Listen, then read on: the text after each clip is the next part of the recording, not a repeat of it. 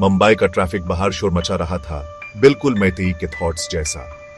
Phone लगातार बज रहा था, काम की कॉल्स, ईमेल्स, रिमाइंडर्स। वो दल हिलाती जा रही थी और दूसरे हाथ से मम्मी को टेबल पे लेके जा रही थी। आए, आओ, ब्रेकफास्ट का टाइम है।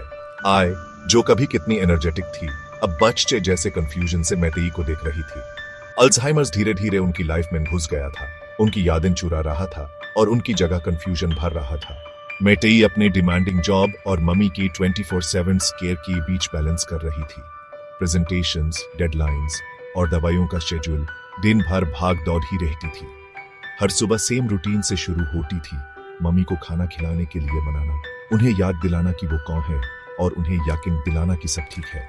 गिल्ट मैतेई को अंदर ही अंदर खा रहा था। वो चाहती थी कि वो मम्मी को और दे सके और टाइम दे सके, पर उनकी सिचुएशन ऐसी थी कि यूज दोनों रोल्स निभाने पड़ रहे थे।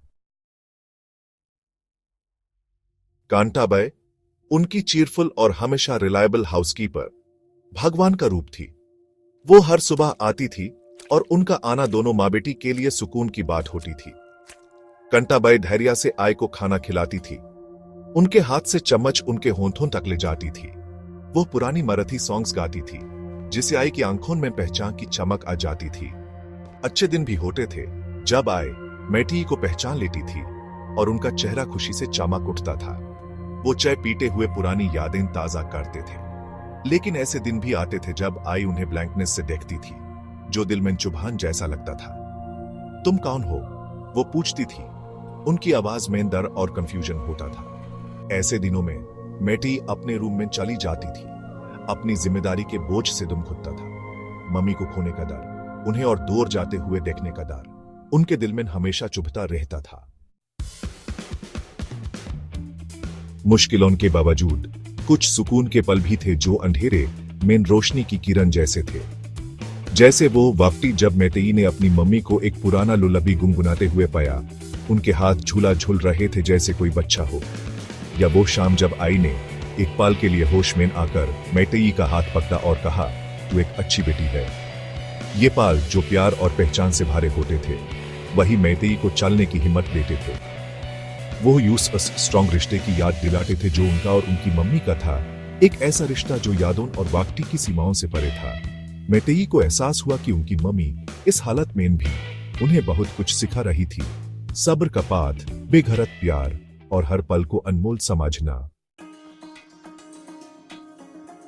एक शाम जब मैतेई अपनी मम्मी को सोने के लिए तैयार कर रही थी, तो उन्हें अलमारी के पीछे एक खूबसूरत सिल्क की सरी मिली। वो आय की फेवरेट सरी थी, ब्राइट ग्रीन कलर की गोल्डन एम्ब्रॉयडरी वाली। जैसे ही मैतेई ने सरी खोली, उन पर यादों की लहर आ गए। उन्हें याद आया कि उनकी मम्मी शादियों में ये सरी पहनती थी।